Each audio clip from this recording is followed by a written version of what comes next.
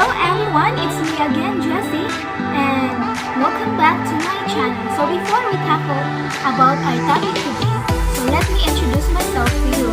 I am Jessica Rivero, taking a Bachelor of Secondary Education major in Filipino.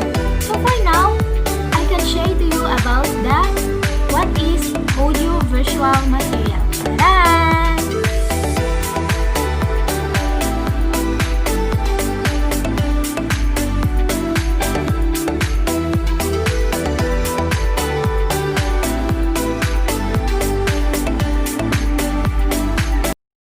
Audiovisual materials are the most complete resources for teachers due to their availability and versatility. They also enhance the learning experience of students and teachers alike. Audiovisual materials can create all of the reading materials more effective and attractive to all students in a classroom. It also creates better relationship between the students and teachers in the classroom. So there are three definitions of concepts in audiovisual material. First is audio material, mean tools to convey information through sound, and visual material is tools to convey information through sight. Next is audiovisual material and audio.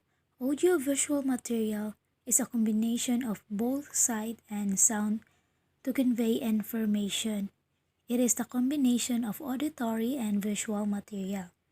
The audio refers to sounds reproduced by a computer or any other devices able to play it. Third is video, the electronic medium for recording, copying, and broadcasting of moving visual images. The following are the functions of audiovisual materials. First, teaching music, literature, science, and documentation activities.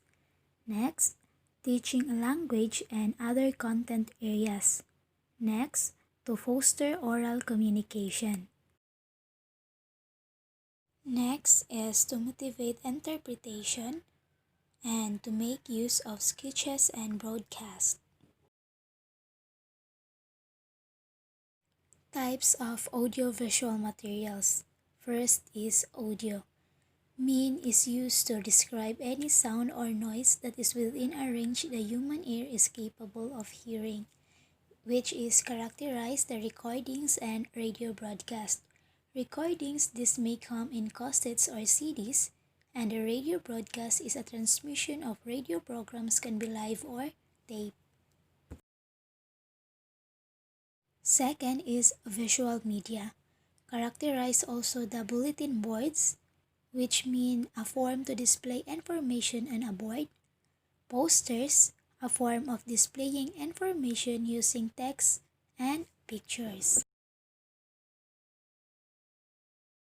And third is the audiovisual media, mean the electronic media possessing both a sound and a visual component of presentation, which characterize motion picture videos.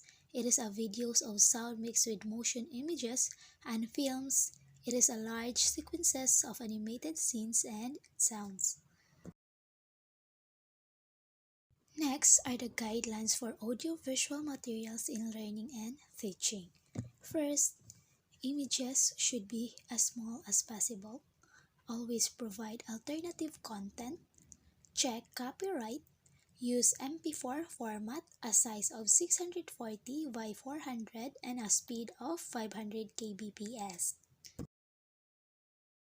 Next is provide transcripts for audio and video files and save audio files in mono format.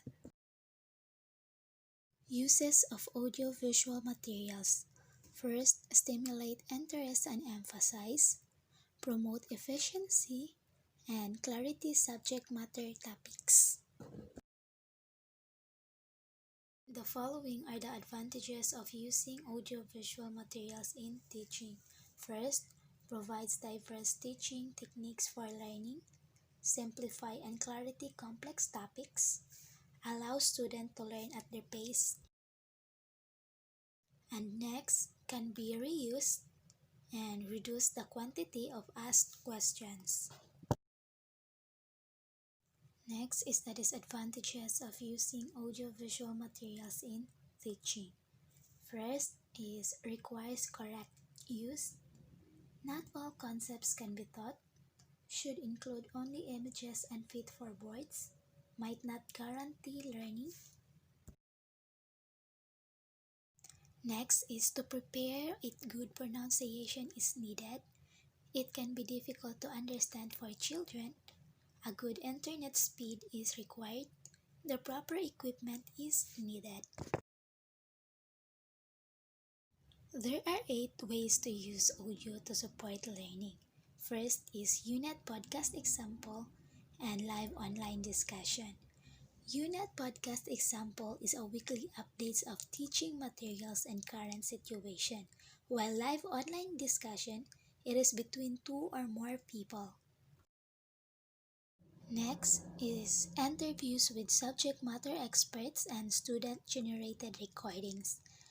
Interviews with subject matter experts, this can be used as core or support for lessons.